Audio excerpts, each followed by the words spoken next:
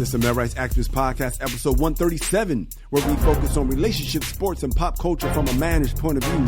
First of all, we want to thank our listeners, our new ones, our OGs. Thank you for hanging with the fellas. What up? On today's show, we have a Dear Irby from a woman who loves the man but can't stand his kids. You know, Kyle, in my 20 years plus of education, I've learned that if you're an asshole as a 5-year-old, you're going to be an asshole as an adult. Kirk Franklin goes off on his son. See? Told you. A newborn baby gets a soccer scholarship. And we have a PostNut story from a woman who regrets a hookup. All that and more right now.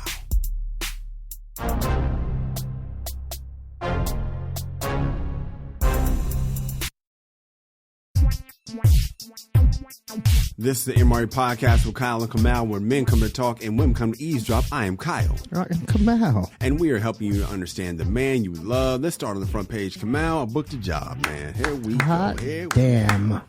Yeah, man. Got a commercial coming out, bro. And the beautiful thing about it is, because I told you I had 3 avails in December, did not get those. Then, I just got on avail right now, and I remember saying, man, I hope I book one of these, because sometimes what happens is, you get hot, and then you want to book one while you're hot. You get a bunch of auditions, you're getting some momentum, because then when you don't, it's like, you got to start all over.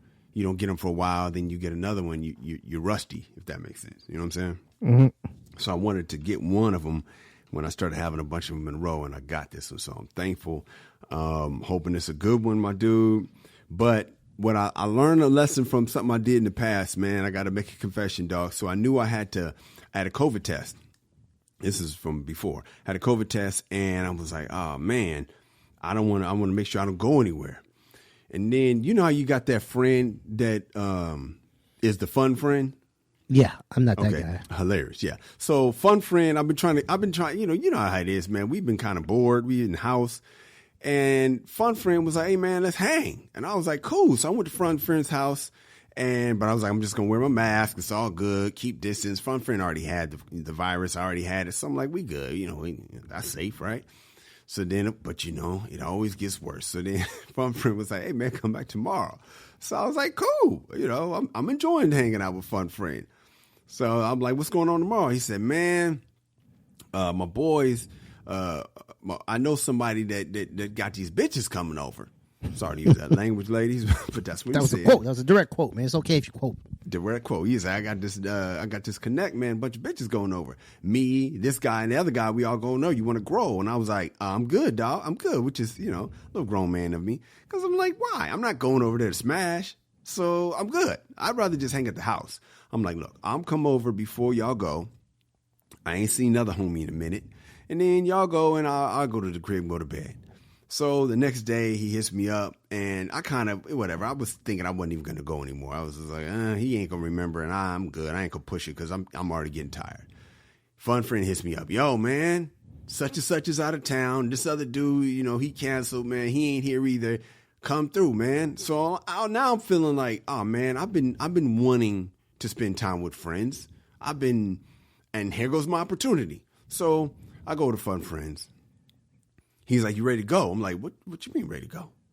He's like, man, I told you, man, the bitches. I'm just like, oh, nah, man, I'm not going over there, dog. I'm tired. I don't want to be on. You know how it is when you're around the ladies come out, all of a sudden your energy comes up, you start showing off. You know what I'm saying? Of course, man. So I'm like, I don't want to perform, dog. Like, I'm good. I just want to, I'm not interested, man. I'm cool. Like, I feel like at my age, I finally understand the fool's gold of, smashing. You got to that final age of yeah, I'm good. Like I'm in PostNut Mode, Kamal. So I'm like, I don't need to go find out that this is a waste of my time. So I'm like, I'm good. So he's like, come on, man, come on, please. So in his mind, he's like, man, if you don't go, I can't go. I'm like, manipulation move, but I go. So I get to the crib, man. We get to the crib. As soon as I get to the crib, I don't even know this woman. She says, I'm wearing my mask. And she's like, we all fine. You ain't got to wear that thing in here. And I took the mask off, man. Damn. And I felt, I know. Peer pressure. Yeah, exactly. Have you ever been in a situation where a woman didn't want you to wear a condom? Yes. It's a weird feeling because you know you should. But it's like you're scared that it's going to cost you the ass. So you don't wear it. Yeah. honestly, man, I hear this is nowhere close to taking off your mask, but a lot of cats, man, who like got strung out on drugs, most of them say it was behind a chick. I know a guy that told me that she told him that the sex would be better if they took this drug together. Right. I know a man that told me that firsthand. Right. It's like a lot of dudes, man, be like, man, it's fucking around with this chick, man, and that's how they got strung out. Yeah. It's like, damn, man. So yeah, I probably would have took the mask off too. Thank you. But it been in the corner somewhere. I was in the corner. I stayed in the corner, and then of course this girl came over, sat right next to me, and I'm just like, "Get away from me!" What are you doing? I ended up, testing negative and got to do the job. It wasn't an on-camera job, but I still got to do the job. But I remember the next day feeling horrible. Like, dude, you just have a relapse to that dude. Like, you just relapse to that dude that can't tell a woman no or your boy no. Like, we can't do that. I've been there, man. I've been there. As a matter of fact, my cousin came over the other day. I don't think they have a mask on. I was like, hey, man, what's going on, man? He's like, man, I'm good, man. I just want to see you, man. Like, man, I ain't got that shit. The nigga said, keep my immune system high, man. I just want to see you, man. He like, because he was dropping my pops off. And that nigga came in there. Hug and shit. Hey, he came in there. He nigga hugged me about 4 times. I ain't seen you in a while, man. Come here, man. I'm good, man. You ain't got to worry about me. I'm good, nigga. You know me. I keep my immune system up. Like, how the fuck I ain't seen you? How the fuck do I know you keep your immune system up? That's hysterical. I was like, man, what so the fuck funny are to me, you man. doing? As soon as he left, I was spraying Lysol around the house. That's hysterical, man. Hey, man, we come back. We have some feedback, and after that, we have a PostNut story from a girl who had regrets about a hookup. What happened? We'll give you the details soon. It's the MRA Podcast. Hey, what's up, guys? I sure hope you're enjoying the show. If you like it, I invite you to go to our website, themrapodcast.com, and catch up on over 100 episodes that we have in store for you. You ain't working. You might as well check us out. And if you want some more, go over to The World According to Cheryl and check me out on Cheryl Underwood's podcast. We post content there every single day. We have her normal radio show labeled SUR, and then the Cheryl Underwood podcast, where we get in her personal business every Friday. Then on the weekends, we have the specialty shows that range from Late Night Cupcake into Auntie Cheryl's House Party to our gospel show, Spiritual Nourishment. You gotta check out The World According to Cheryl, even though I ain't on it. We got some feedback, homie. Do we now? Yes, we do. But before we get into that, we got to say rest in peace to a boxing legend from our childhood. Marvelous Marvin Hagler has passed away. Come out. Does it make you feel? Does it age you, dog? Yeah. Yeah, definitely. Because when I was younger, man, he was the man. He was the middleweight champion of the world. He was whooping everybody's ass. I think Bernard Hopkins broke his record, but he had the record for the longest streak of just title defenses before I think Bernard Hopkins beat it, a few years ago. And so he was the man growing up, and I was too young to really look at the Sugar Ray fight when he fought Sugar, and I thought Sugar won just because what most people say is adults were like, man, Hagler got robbed. Mm-hmm. At the time, I was a Sugar Ray fan. He was on 7 Right. I was a little boy in Sugar Ray. I was like, what the fuck y'all talking about? When they would do that tat tat tat, let you know the 10 seconds, Sugar Ray would go to work I was like, oh my god, Sugar Ray's the greatest fight I've ever seen in my life. I realized he was getting his ass kicked the whole round, except for those 10 seconds. And so man, rest in peace, man. Scary thing is, they say, I don't know how true this is, but the rumor is that this was after he got his second COVID vaccination. Oh, man, that's the scary part, dude. That's the scary part. That may or may not be the same issue with, Hank Aaron. And, Hank Aaron, I think, just got vaccinated. So it's like, it's scary to me, man, as our parents are of a certain age, dog. But to the feedback, man, my son said, parents, huh? Parents, I'm scheduled for a second COVID vaccination shot, man. Hilarious. Well, let's get that before your cousin comes back with some hugs. And you're going to be all right, man. So we got some feedback. My son said he's going to do his best to clarify next time. But getting left on red just means it literally shows the other person's red text. And it's not just Instagram, it's on iMessage. So that's the, he said it pops right up under the message. read at 9:45 or something like that. So there you go. Come okay. out. Your nephew is looking out for you, my guy. Okay, cool. I feel young already. I'm ready to. You ready? I'm ready to dab and I'm ready to dab on fleek or whatever the fuck these niggas be saying. You did it again. Okay, my sister said, "Oh my God, did not know Halle Berry was dating Van." He said he's kind of like Rasan Patterson, but sings two of her favorite Little Chill songs. All right, so she said, please listen, and please don't call him a nobody. He's not a nobody. He's a nobody. He's officially got quite a following himself. Well, I didn't know that, so my bad. She said, I'm a stand by my statement. Speaking. You gonna say my statement stands. So also, she said she can't wait to see the Biggie documentary. He was one of her favorites. She didn't know what my son was talking about regarding Instagram. She didn't know either, but now she knows. Maybe she'll get some clarity. It was a Tyrese story we did a few weeks ago. And she said, when you're talking about your room, it's funny because I was at Howard, so I didn't know you had that phone, but it's kind of fun. But isn't it crazy how back in the day you was the ish if you had a phone in your room? That's hilarious. I never had a phone in my room. Me neither. Not I was grown.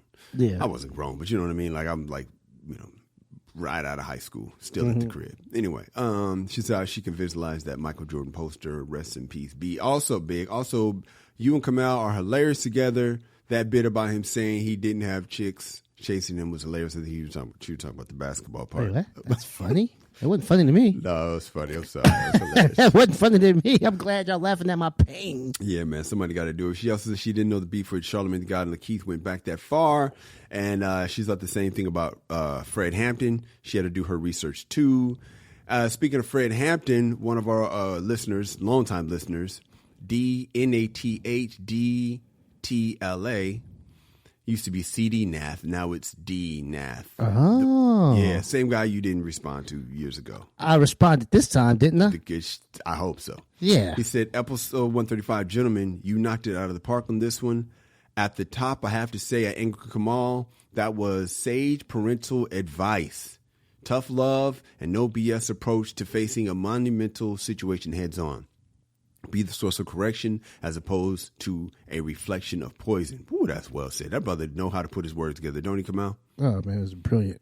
He says, you gents speak to both sides of my sensibilities in terms of wealth management. I understand frugality as well as extravagance. Both perspectives stem from experiences we formulated from childhood. Either way, the key is balance. You don't want to shoot yourself in the toe, and you also don't want to deny yourself well-earned pleasures. The conversation about Panthers was a great one. Unfortunately, the knowledge many of us have of the organization/movement has been distorted by hateful-fueled propaganda. I think you both covered the film well enough to encourage anyone to give it a view. And I will also add that if you haven't ever listened to the first album by Dead Prez, Let's Get Free, I'd say that this is a cemented classic that is nothing short of required listening. This album was on constant rotation for me when it came out, and I still keep it moving today. I'm going to have to peep it out, my dude. He said we might recognize tracks. Like, who does he think we are? We listening to AMG and... He was listening to garbage, man. Not garbage, not just like AMG, but mind garbage. We wasn't listening to the woke shit. We was listening to... What is this man talking about? Hey, bitch, your pussy steak. That was my favorite song. Yeah, man. Come on now. Keep it going. Just phenomenal work as usual. Hashtag hanging with the fellas. Hashtag be a man all the time. Hashtag if you build it. That's what's up. When we come back, we have a PostNut story from a girl who had regrets about a hookup. What happened? We'll give you all the details next. It's the MRA Podcast. According to Webster's dictionary, being in post-nut mode is when you have a clear mind and you can make sound decisions as if you just busted a nut. Yeah, I don't know if Webster actually said that. No, he didn't. But our listener, Big Easy Q, told us all about it, and we can relate. Women, men. So listen, if you have a story of when you did something foolish. In pre-nut mode. Yeah, something really dumb. Maybe it was top grime. Especially something in pre-nut mode you don't want nobody to know about. Hit us up, and we'll tell the world. We can all laugh at your expense, and hopefully you'll learn from your mistakes. Aristotle once said, the results of pre-nut mode is the best teacher. I think he said some shit like that. Send us your stories at dearirby@themrapodcast.com. That's dearirby@themrapodcast.com. And now it's time for a post-nut mode story, only on the MRA Podcast. Okay, this one is from Davisha from Los Angeles. My name is Davisha. You can call me Davey. Hello, Davey. I have this friend who is like a brother to me. He is rich, handsome, and super charismatic. I have never slept with him because I know he is trouble. I always tell my girlfriends not to mess with my brother because I know how he is. I have this one friend in particular who is really successful in our industry, but she's not very attractive. She's cute in the face, but needs work in other areas. I'll say it like that. She's the love of my brother, and every time he comes over, she comes over and tells me to hook her up. I don't know how to tell her my brother ain't trying to hit that. She's really more of a close associate than a friend, but since she's so connected, I'm trying to make her my friend. I have a deal I'm trying to push through, and if she signs off on it, it will bring a lot of money into my company. If I can get my brother to put it on her, it will go far towards me and her relationship. At least that's what I told myself. One day my brother is at my house, and of course she comes over. She begs me to hook her up. This must have been her lucky day because my brother said he'd do it. He takes her into the room, and the next thing I know, I hear her squealing. The bed is hitting the wall. I hear slapping, booty clapping. It was a mess, child. He's sexually cussing her out. Bitch, shut the fuck up. Get the fuck out of here. Calling her every foul name in the book, and she's loving it. Afterward, he showers, tells me I owe him one, then leaves. He goes on about his life and never talks to her again. She starts hounding me to give him her number, gets mad when he don't call, and then she starts taking her anger out on me. On top of that, she refused to help me on that deal I was trying to push through. She put me in PostNut Mode, and I didn't even hit it. Kamal, who's wrong in this scenario, my brother? Davey's wrong. I mean, I don't know if she's wrong, but Davey needs to realize, it was a long shot. Mm-hmm. It was a long shot. She said the girl wasn't attractive.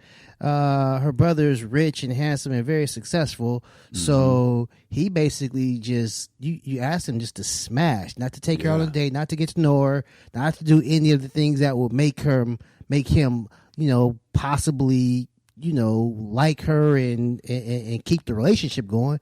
Yeah. You pretty much asked him to smash, which he did. And after that, he kept up his end of the bargain. He was done. He did his job. He did his job. And he did his job so well that your friend wanted to keep it going. But he's like, nah, I smashed. And so, of course, he was going to ghost her. And now you're left with the repercussions. I don't think it was well thought out plan, Davey. I would have told your friend, like, hey, he ain't the one. He's, you could have dirty macked him, like, hilarious. Got her at least, ready for the potential ghosting. You are a fool. I mean, really, like, all he do is, like, he love him and leave him. He don't really stick around, and she'd be like, now, I told you this was going to happen. Now hook me up with this job. Hilarious. You know what's messed up, man? As a guy, we get a bad rap for being dogs sometimes because of the assumption of what we're supposed to do after we hit it. It's not necessarily agreed upon, but it's like, oh, how you just gonna dog me after you hit? It's like, dog you. Why can't I just go on without my life if I didn't agree to that? Now, I understand, ladies, that might offend you, so I'm gonna stop it right there, but that's just my perspective. Yeah, that was like, you look at the old songs, will you still love me tomorrow? Yeah, that was very, very important. Like, man, if I give you this, yeah, you gonna return my call. Exactly. And what if you take me home? Will you still be in love today? Right. Will you still be in love, baby? Because I need you tonight. Oh, man, we come back. We get into the Meg and Harry discussion. We'll explain it all next. The MRA Podcast. Hey, guys, if you're digging the show, then please tell somebody. People might say something to you like, hey, man, what podcast you listening to? And that's when you say the MRA Podcast with Kyle and Kamal. Or the MRA Podcast with Kamal and Kyle. Kamal, we taped our episode early last week, so we missed the Meg and Harry discussion. And that's one of those things. It's like, man, we missed it. So this was big. Everybody knows about the Oprah interview. But then the crazy thing is after the Oprah interview. So let's first start with the Oprah Winfrey interview. Mm-hmm. It changed my perspective on Megan. Because I was one of those dudes, I was like, you knew what you were signing up for. Knew the job was dangerous when you took it. Yeah, and to be honest, she did. She was in some of that La La Land, and my mom had a good reason. That's what, you keep your strong black women around you, so it set you straight with love. And she helped me to see that one of my problems is I use logic. So I think everybody should use logic, right? I'm more of an intellect than a warm and fuzzy, if that makes sense. And sometimes when you're intellect, you don't use your emotion. But sometimes if you have a lot of emotion, you don't use your intellect. Does that make sense? Yeah. My beef is with people that don't use logic. I can't comprehend that shit. But Megan seems like because she was in love, she overlooked some shit, didn't do her research, because that's what a logic person would do. And so she didn't do her research. She took a job that she didn't do the research about and then hated it when she got it. So that caused me frustration. I didn't like that. But then she's playing the race card, so to speak, and I have air quotes. But then when I hear what was said, I'm like hot as a mug, like, whoa, that's way too disrespectful. Come on, what was your take on the Oprah interview?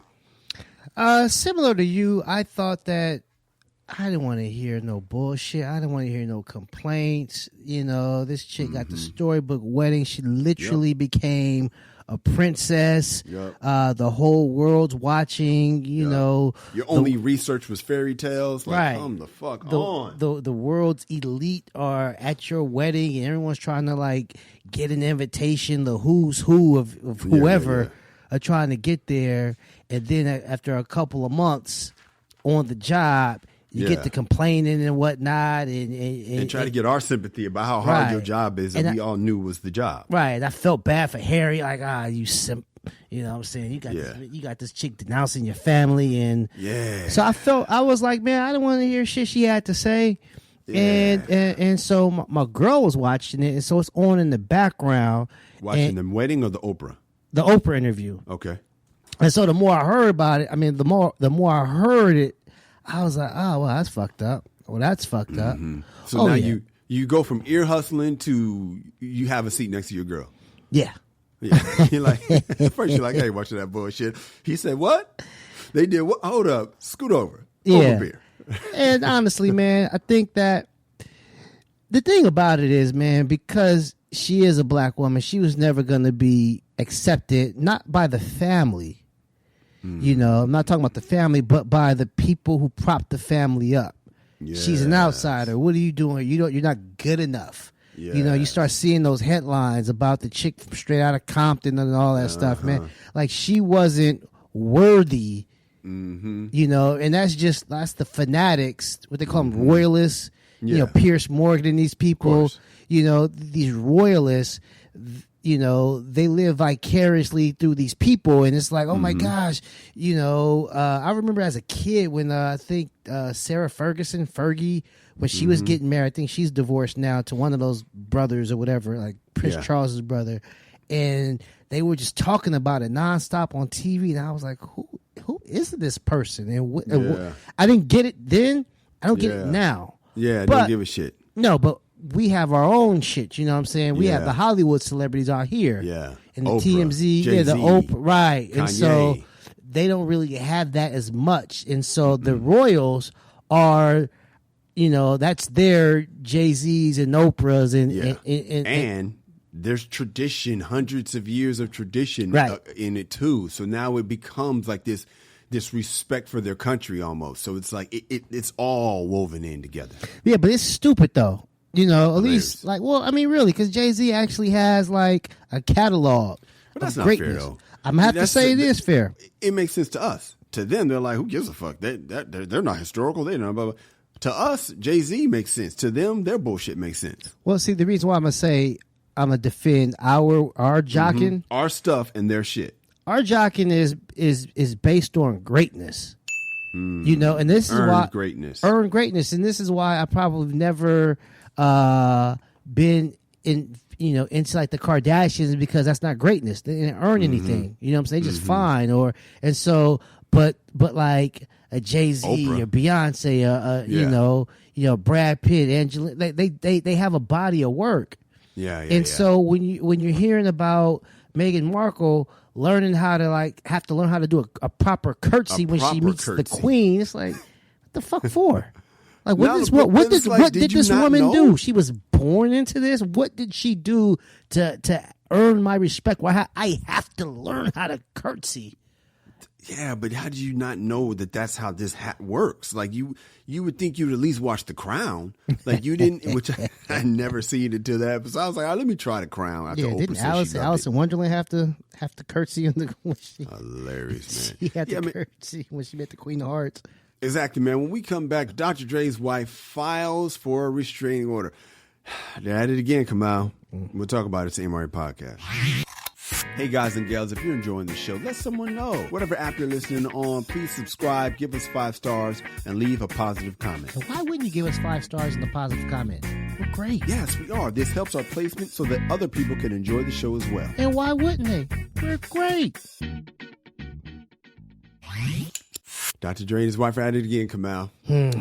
After reportedly calling her a greedy bitch on one of his new tracks, I quoted that, Kamal. So I'm okay. It's okay because I quoted. Mrs. Young asked for an emergency restraining order against Mr. Young. She was asked to present additional evidence that would convince the judge to grant her order. And a hearing has been scheduled for 3 weeks where testimony will be heard from both parties. So what I'm hearing is at the time of the restraining order request, she didn't have sufficient evidence. Now, here we go. Here we go again. Like Piers Morgan. He was accused of being racist. And then when my girl Cheryl Underwood was talking to Sharon Osbourne about it, Sharon Osbourne said, well, give me your proof. We haven't talked about Cuomo yet. But Cuomo's being accused of being a creep monster. And the word is, well, give us proof that he's a creep monster. And I'm going to say this about Cuomo, touch on homeboy Pierce, and then get to Dre. Sometimes it's hard to prove with words what the person said. Have you ever felt a vibe from somebody that thought they was better than you, Kamal? They don't say they think they're better than you, but there's a vibe. Now, you could be insecure, but sometimes there's a vibe of condescending behavior. And it's sometimes hard to put your finger on it. With somebody like President Trump, he says things that feel racist. It's over. Well, what did he actually say? Did he say the N-word? Okay, no, he didn't say the N-word. So it's sometimes hard to prove. Over Cuomo, they're saying that he has a pattern of hitting on these girls. Did he? But he asked. Okay, he asked. But the thing about Cuomo is, does he have a creepy vibe? I don't know if he has a creepy vibe. I'm vibe, but I'm asking, Kamal. And I'm biased against guys that shoot their shot a lot, Kamal, because I'm not a shot shooter. I'm an attractor. I try to attract. I try to show myself approved and attract who I want. I don't go, hey, girl, what's your name? I had a friend that used to ask for 100 phone numbers, literally, and he would say, if I ask for 100, 10 will give it to me. And at least one of those 10 is going to want to have sex. I don't like that game, Kamal. I don't play the numbers game. I don't do the numbers game. I don't, hey, girl, hey, girl, hey, girl. And so what I'm saying, all that long story long, is maybe women are tired of feeling like you got to keep shooting your shot. And I don't like that type of dude. I'm not saying Cuomo's done that, but if he keeps shooting his shot, maybe it's like, dog, stop shooting your shot. Like, it's just, can you just not shoot your shot? Can you just, if I want you, I'll let you know. And so I'm biased against the shot shooter. And I say all this to say, Nicole Young needs to prove she felt threatened, and she doesn't necessarily have the proof. I don't believe it because I'm a fan of Dr. Dre's, but maybe she felt threatened based on a vibe. That was a lot, Kamal, but what say you? Nah, I mean, I think she's just really trying. She's throwing everything against the wall. You know, she keeps filing this motion. She knows that she's probably dead in the water with that what do you call it? What is it? Prenup. Yeah. Right? And so it must be something in that prenup, you know, if he's abusive, Yes. if you could prove he's cheating, and she's trying, man. She's going to probably bring up, you know, his portrayal of Black Sam and set it off. Like, look at him. He's menacing. Look at that thing, that tattoo under his eye. He's a gangster. I mean, she's bringing up stuff, a song, and she says something about his fan base and all of that stuff, man. It's like, dude, she's trying. Obviously, Dre's got better lawyers, and maybe that contract is ironclad, and her lawyers are really good. They told her, like, hey, man, it don't look good. It ain't looking good, and she's just trying, man. You can't, you know, she's giving it the old college try. I think at this point, it should have get off the pot, and obviously she hasn't produced enough. So it's time to get off the pot, Kamal. It's time to get off the pot, man. Yeah, it's time to go to monster.com or Indeed and start looking for a gig or something. No, man. not a job. I'm saying, man, she ain't Not getting a that. job. That prenup is in full effect, man. So I don't know. Yes, man. Yeah, now she needs to start being nice to Dre because now she needs to start appealing to, what I'm saying, his good graces. Yeah, man. Hey, man, we come back. This is a story I've been waiting for. Kamal. Kirk Franklin blessed his son out, as they say in the Christian faith. We will talk about it. It's the MRA Podcast. You listen to us, but Kamal and I want you to know that we listen to you too. Even if we don't always respond to your tweets in a timely manner. I love how you said we, man. So if you have some feedback, maybe you agree. Maybe you disagree. Or maybe you just want to tell us how much you love the show, or that you want to testify about how we specifically helped you out. Or maybe you just want to tell Kamal how he was right or wrong. But mostly right. Whatever you want to tell us, hit us on our social. I'm at Kyle Irby. I'm at Angry Kamal. Hit us up and you just might hear your comment on the air. Promise, we'll be gentle. Kamal, Kirk Franklin let his son have it. He cussed that man out. Check out the clip. When your bitch ass starts get your skinny motherfucking ass back out the goddamn way before I put my foot in your ass. Because I dare you. I dare you. I dare you. I dare you. Shut the fuck up. I'm old. What's up? I will punch your neck, nigga, if you ever disrespect me. I did it.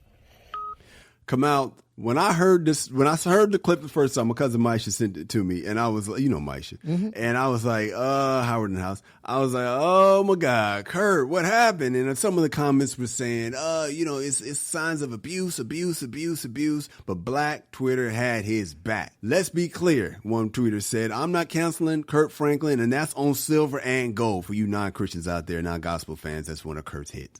One said, no judgment here for Kirk Franklin because I know these kids will make you lose it. Another person said, Black Christians better not try to talk bad about Kirk Franklin because that's exactly how they act once they leave the church. Saving grace, Kirk Franklin apologizing. He let us know early in the apology that his son is 33. That changes everything for me, Kamal. What say you, dog? Man, here's the thing.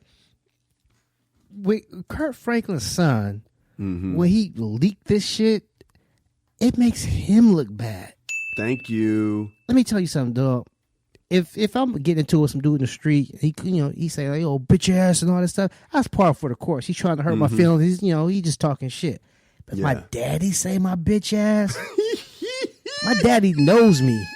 He knows you. And my daddy called me a bitch ass, and I think I'm a bitch ass. You know what I'm saying? Hold up, man. I got to stop you. Remember when we had that Dear Irby from the guy whose son was visiting and all that stuff? Is this similar to that?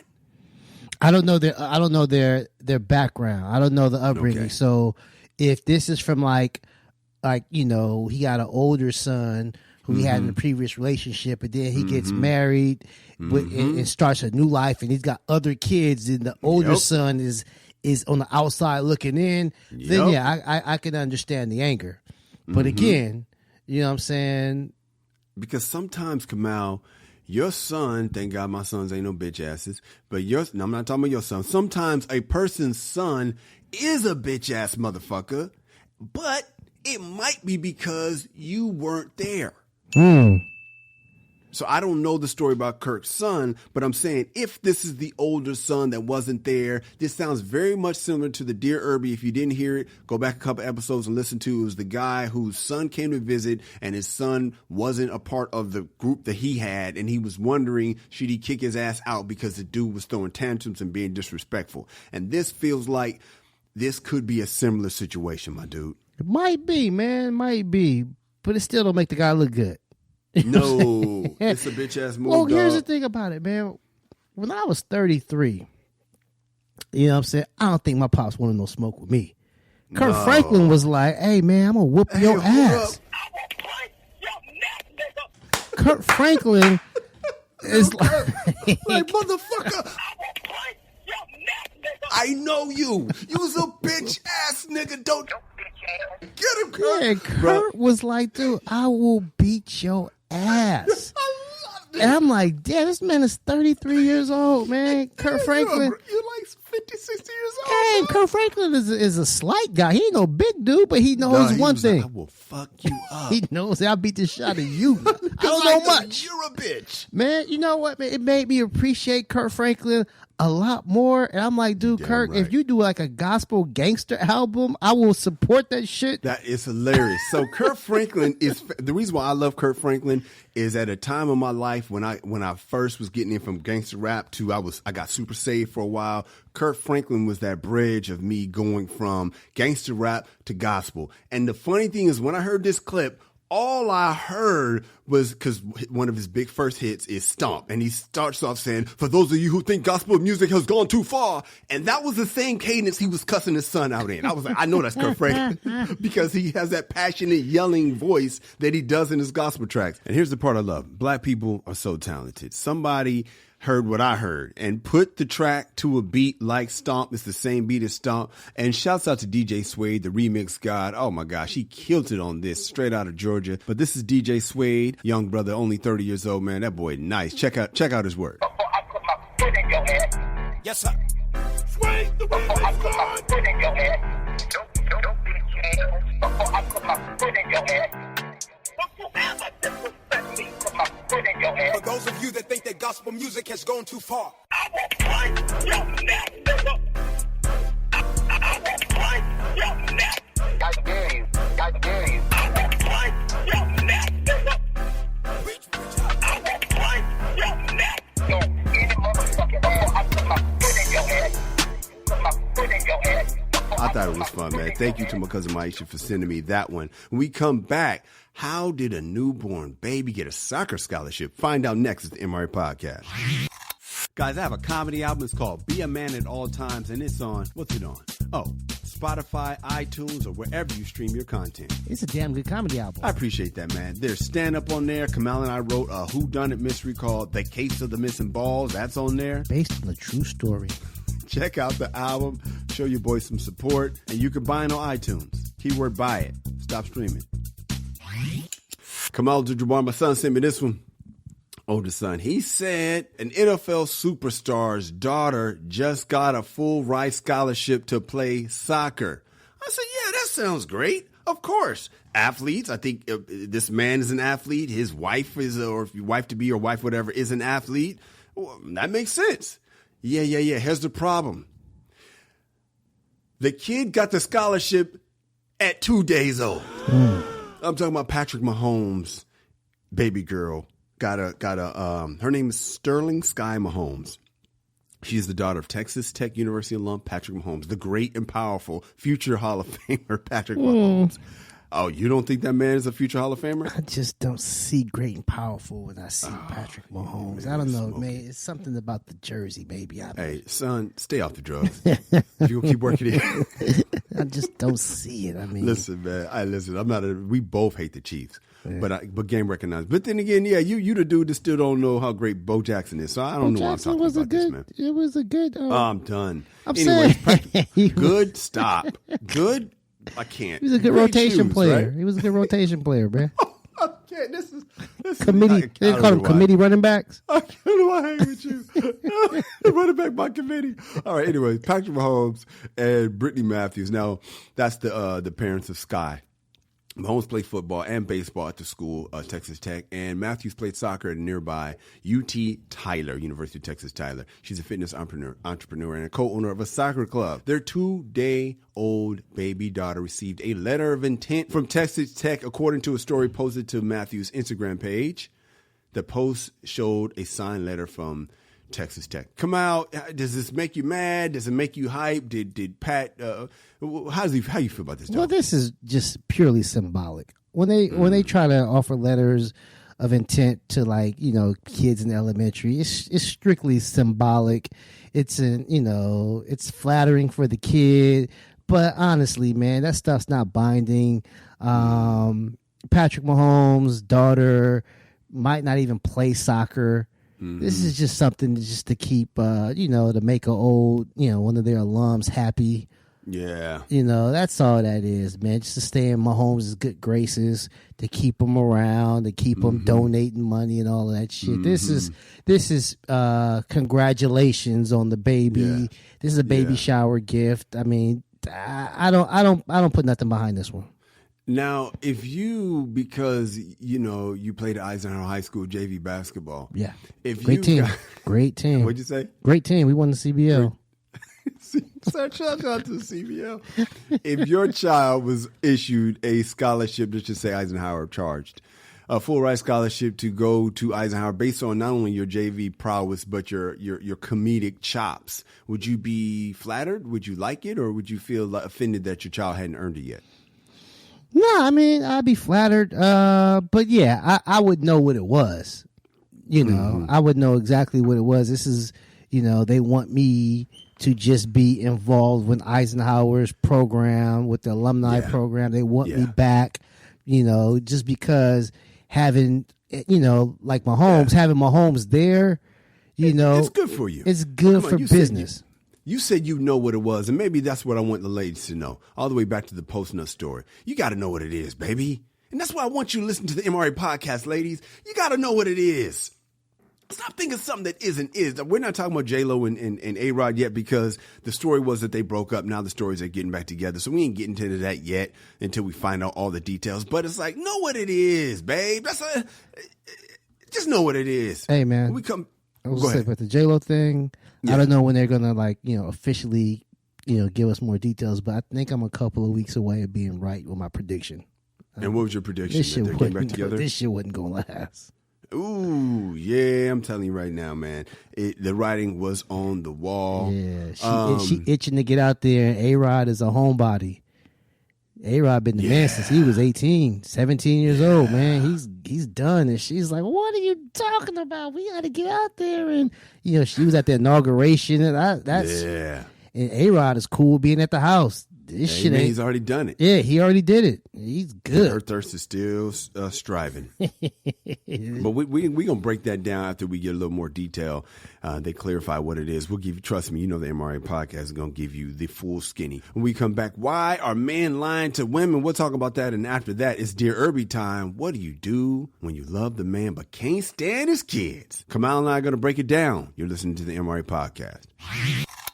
Hey guys, what's up? If you're enjoying this show, do us a favor and donate to our Patreon. Word. Just go to www.patreon.com. That's Patreon.com and make a donation to the MRA podcast of Kyle and Kamal. Word. It's that simple. Listen to the show, love the show, share the show, break the show off with some dough.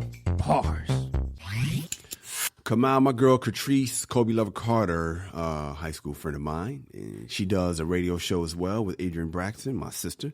So shouts out to them. But she did one of those posts on Facebook.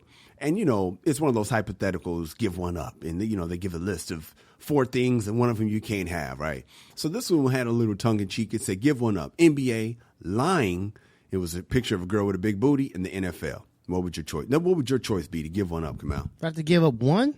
Yeah, NBA, a girl with a big booty, NFL, or lying. I guess I give up the NBA. I would give up the NBA, man. You're a fool, man. I grew up as a big time basketball fan, but I'm liking football more with the rule changes because I'm not a football purist, so I like all the passing. The girl with the big ass, I'm keeping that one just on GP. Got to. And I need my lion. Why do you need your lion, Cabell? I need my lion. I mean, there's plenty of reasons why. Yeah. But, man, I hate getting in trouble. I hate losing arguments to my wife. I got to keep that lie going. You got to have that in your pocket, I got to have that back pocket lie ready to throw, like just the brushback pitch. Booyah. Oh, yeah. And I I want to stay married. Shit, I don't. That's what it takes. Ladies, you don't understand. It is so hard to match the fantasy in your head. And your man just don't want to fight. So lying is the key to not fighting until, of course, it leads to a big fight. Oh, yeah. But if you can manage to not get caught lying, you avoid a whole lot of fights. And there it is. Now, that's got a lot of comments. Now, most of the comments said they're going to give, they don't lie. They'll give up something else. They'll give up lying is what they said because they don't lie to lie. 2 men that I saw at the time of this taping said they lied to females. Now, one guy said he lied because he had daughters, and another guy said he had to lie to keep getting that big ass. That guy was me. Anyway, but both men are lying to females. And ladies, this is what I want you to hear.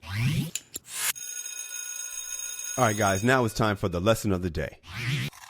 First of all, I think the man who's lying to his daughter is setting us all up. He's the reason why we're all having to lie to this day. Because the lies we tell our daughters end up being her level of truth. So we ain't getting all up in the J-Lo thing, but just pretend if A-Rod really did cheat like the rumors say. And J-Lo thinks, well, if you really love me, you wouldn't. Those are the lies that was told to the daughters from years ago. And so I know it's hard because I got 2 daughters. It is so hard to hit them with that raw truth. But fellas, because you don't hit your daughter with raw truth, when she grows up, her man can't hit her with that raw truth, or she's going to go off. And no man wants to hurt the woman they love. I don't. Neither do I. When we come back, man, what do you do when you love the man but can't stand his kids? Kamal and I are going to talk about it. It's the MRA Podcast. You need some advice in your relationship? And can't afford a therapist? Yeah. Hit us up and we'll get you through this. We won't even charge you a copay. Exactly. The Dear Irby letter is our longest standing segment on the MRA, dating all the way back to the webisodes. This is where we truly save relationships one listener at a time. We've saved marriages. Encourage divorce. Taught a guy how to please his woman. Encourage divorce. Yeah, so hit us up for advice and we'll help you out. Send your emails to dearirby@themrapodcast.com. That is dearirby@themrapodcast.com.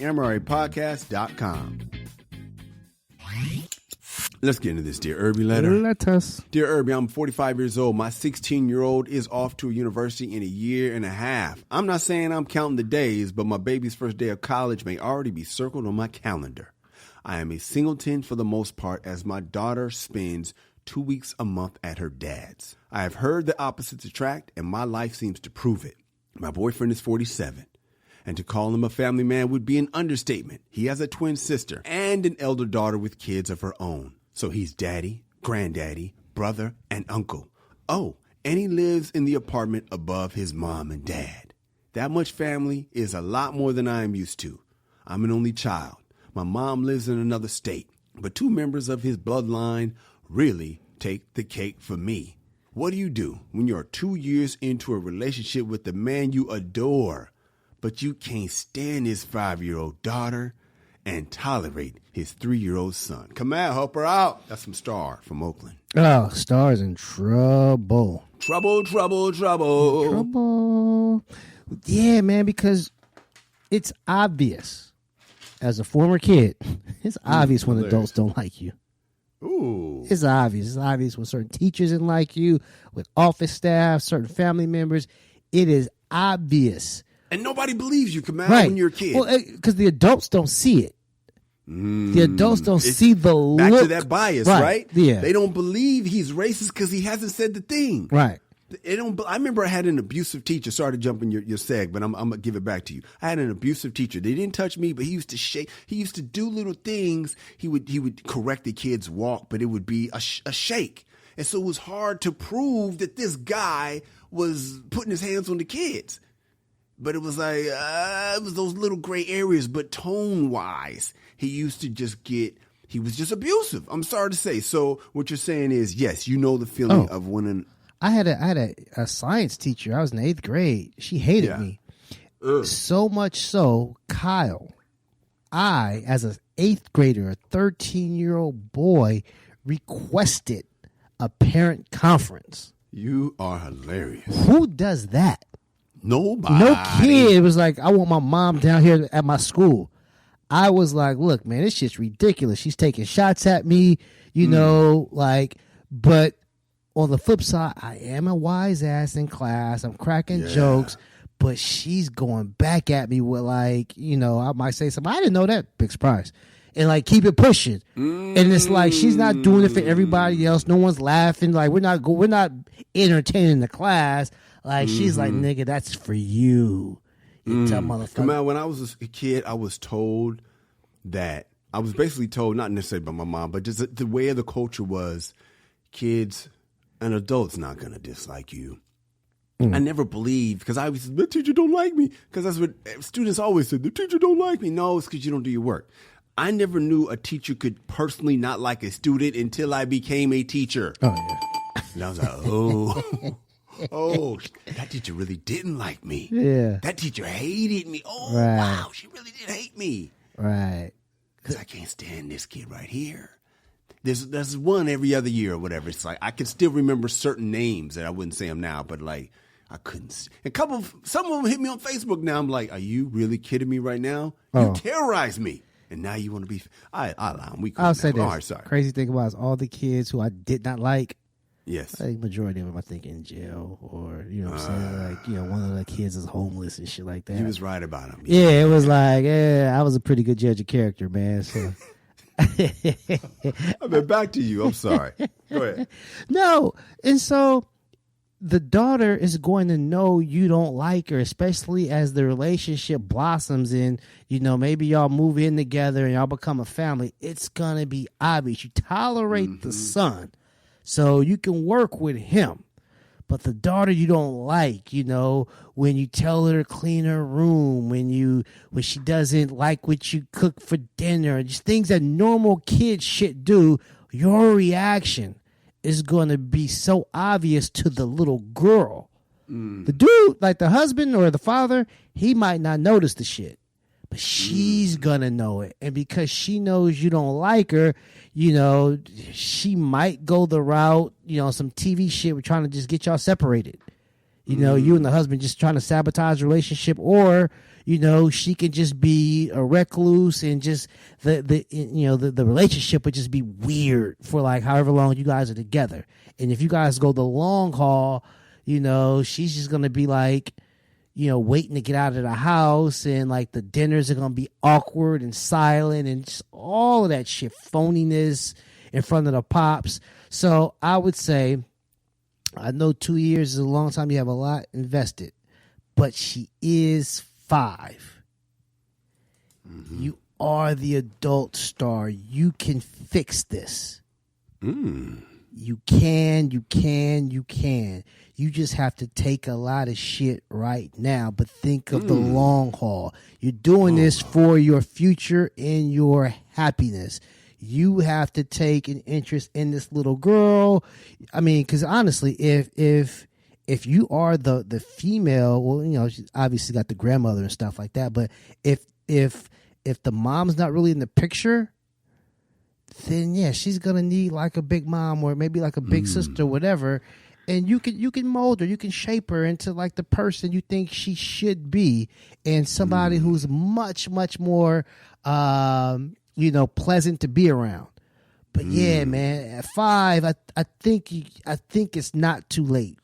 When she gets to be like, you know, 12 or 13, yeah, run for the hills. But at 5 and the son is 3, man, you got action, man. It takes work. You know, and you probably have to eat a lot of shit right now. But in the long haul, I think you can do it, man. I think that's the most important thing, is your overall happiness. So that's my advice.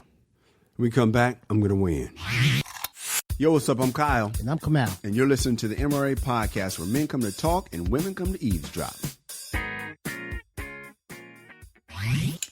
Ladies, if you're listening, I know you are. This is where men come to talk and women come to eavesdrop. You're listening in. You're not really eavesdropping because we know you're there, but it's like you're eavesdropping. So I want you to notice a pattern here. Kamal, this is, let me, you know, I'm trying not to be sexist, but I'm about to be a stereotype on women. So be ready for it. Oh, I'm ready. I believe that women would tell you, girl, that's a deal breaker, girl. You deserve, don't put up with that. Don't do that. Don't put up with that. That's what I believe women would tell you. You know what dudes are going to tell you? You're going to have to put up with something. You adore this man. You're going to have to make this work. It's hard to find somebody who's into you and you adore. Very hard to find. I'm going to help you. Kamal, I agree that she better figure out how to make this work, but I disagree with how, and that's why you got Kyle and Kamal and Kyle. This is what I think you should do, Miss Star. I think you need to be the side piece to his family. What does that mean? People always think, I'm going to tell you right now, tradition's going to fuck up your relationship, Star. Traditions say y'all got to live together. Traditions say you got to raise these babies. Traditions say blah, blah, blah, blah, blah. Nope. Here's the truth. You don't like them damn kids. So why do you have to be in their lives? Unless he's looking for a mama. If he's looking for a mom for the kids, it ain't going to work. Because you ain't going to adore him. So you're not going to adore him long if you have to be a part of these kids' lives. He has his whole tribe there. Those kids don't need you. His grandmama lives right downstairs. Them kids got a mama. You don't need 5 women. I'm talking about the kids. You don't need 5 women in your life. You just need one good one. You know, they always tell men that you only need one good one. I don't know about that, but I tell you, as far as a kid, you need a good mama. If it ain't your mama, it better be a mama figure. It's not Star. She don't want this job. Star's a loner. Star is independent. Star is a solo artist. Don't try to put Star in a group. Star was the only child. Star's child, the child she has, you notice she ain't got no 10 kids. You notice she don't live, she could live by her mama. She don't. Star does her own thing. Opposites do attract. So, you know, you might be missing that in your life, Star. But I say side piece to his family. Just understand, I mean to his family. Don't feel the need to overdo it. Y'all got to learn how to stop trying to do traditions. Traditions are the key to broken hearts. You need to work with the truth of what you have. The truth is your man and his family, it's a lot. And that ain't how you roll. So let him come to your house sometimes. Or maybe every time. Maybe your house is the home for y'all. But what about in 10 years? That's how it's going to be in 10 years. Unless you find yourself evolving to somebody who wants to take on some teenage kids, I don't see why you can't just stay at your house and everything be, you know, mama, grandma, and grandpa downstairs. Have the kids, have grandma and grandpa babysit if they down. Come over here and let's spend some time. That's a tough conversation to have. Maybe you can have an honest conversation and word it in a way that he can either get the hint or not be offended, because it's a chance he could be offended if you make it seem like you don't like his kids, 1.5 of his kids. He will get offended, and if she doesn't let him know, he's going to assume everything's all good and be asking her to pick him up from school when he can't or do shit. And it's like, assumptions. We talked about this in the PostNut Mode. I assume since you hit it, then it means now you got to talk to me. Based on what? That's an assumption. I assume since you love me, you love my kids. Yeah, that's what they say in the goddamn movies. I don't fuck your kids. I like you. I don't want to fuck with your kids. I love you. I don't think I don't think it's over, Star. I really don't. Unless he can't handle the truth, which is now I'm talking to you like I talk to the dudes. If she can't handle the truth, you got a problem. Because you either got to fake it, which I hope you don't have to do, Star, and you might have to, and that's a whole nother letter. But from now, I feel like you have options. You're 2 years in, you like this dude, but you don't want the kids. Great. Bring them to your house. You guys have your own separate life. You don't have to blend the families. You don't have to blend lives. You don't have to do that. That's just tradition. I say let your relationship be the Star. Don't put extra shit on it. Just enjoy each other until you don't enjoy each other anymore. Where can we find you? Twitter, Instagram, and now Clubhouse at Angry Canal. You sent me that. I was thinking, did he release? Is this a spam or? I'm about to get my Clubhouse on there. Man, I just heard about it. I was just talking to some people and they were talking about how great Clubhouse is. So, hey, man, we'll have to talk about that. I am at Kyle Irby at the MRA Podcast is where you can find us. Both KyleIrby.com is where you can see some of the commercials I've done, including my new one that's coming out. I haven't shot it yet, but God willing, I'll shoot it the day this comes out. I'll be shooting this bad boy. So looking forward to seeing that. Hoping it all works out. The Emory Podcast is where you can listen to 137 episodes that we have done. Check us out on DynastyRadioNY.com and 1073VIP.com. Those are affiliates in New York and Illinois, respectively. Kamal, thank you for bringing it, doing your research, and being absolutely hilarious, sharing your life with us. No problem. Ladies, we love you. Fellas, be a man at all times. Deuces. MRA.